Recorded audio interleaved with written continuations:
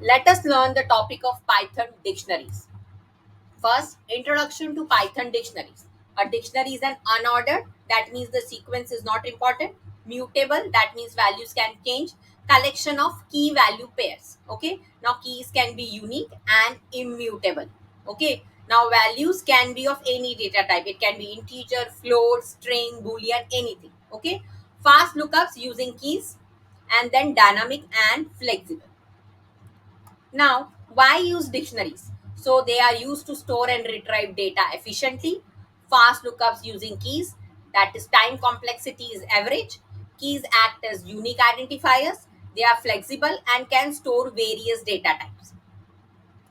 Next, we should learn creating a dictionary. So this is the syntax. You can see we have given a variable name called as mydic equal to curly braces.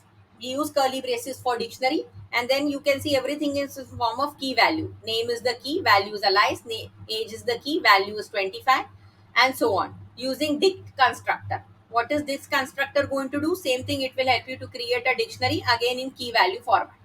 Okay. Accessing dictionary elements. So first is using keys. So you can see we are using a print method and trying to print a value of a key called as name here. So it is giving you the value output as alias. Then the second way of doing is by using the get method. So again same thing, you are writing print function, then writing the name of the dictionary, then dot get, and inside the brackets again in the double quote the name of the key, and it is giving the value of it. So there are two ways of doing it. Next, modifying a dictionary, adding or updating values. So first you can see over here, suppose I want to update a value, what do?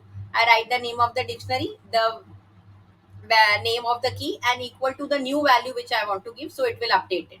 Next way, suppose I want to add a new key value, where so you can see over there my dict, again in the brackets the name of the key which you want to add equal to then the name of the value which you want to add. So this is how you can add new key value pair. Okay. Next comes removing key value pairs. So there are again two methods of doing this. First is delete method. So del stands for delete, and then you have to write the dictionary name, and in the square brackets the name of the key, it will remove it out. Next is pop method, again mydict dot pop, and in the bracket the name of the key, it will remove that value and it will store it under the variable removed value. Okay. Dictionary methods. So there are different dictionary methods. You have keys, values, and items. Keys will fetch only the keys, values will fetch only the values, item will fetch both key and value. Okay. Checking key existence. Okay, so you can see here there is a key called as name, and we are trying to check whether it is there in that particular dictionary or not. So you have the in command over here which is helping you to check it. Okay. Then iterating over a dictionary. So first way is looping through the keys. So suppose I just want the keys. So how do you do it? For in loop, you are using for key in the name of the dictionary and then trying to print those keys.